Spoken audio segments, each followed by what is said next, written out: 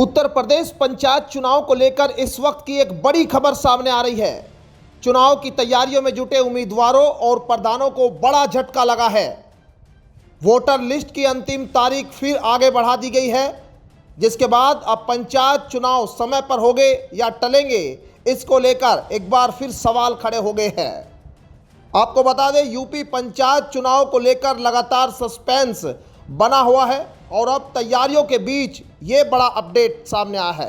पंचायत चुनाव की voter list के अंतिम प्रकाशन की तारीख एक बार फिर बढ़ा दी गई है। अब खबर यह है कि यह सूची 22 अप्रैल तक जारी की जाएगी।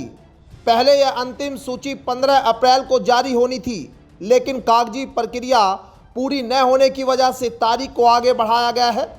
अब 21 अप्रैल तक मतदाता सूचियों का कंप्यूटरीकरण, मतदान स्थल की मैपिंग, वार्ड क्रमांकन और फोटो प्रतियों का काम पूरा किया जाएगा।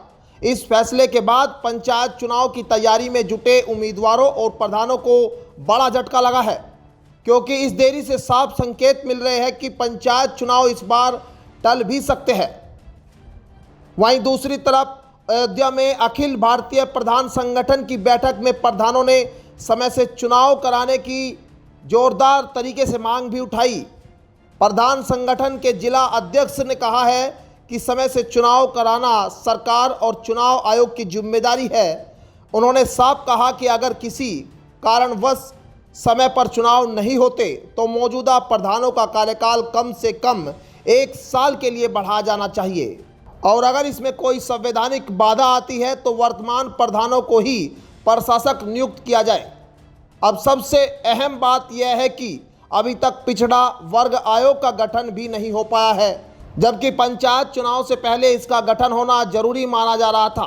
आपको बता दें, 26 मई को ग्राम पंचायतों का कार्यकाल खत्म हो रहा है। ऐसे में अगर चुनाव समय पर नहीं हुए तो पंचायतों में प्रशासक बैठाए जाने की संभावना भी बढ़ सकती है।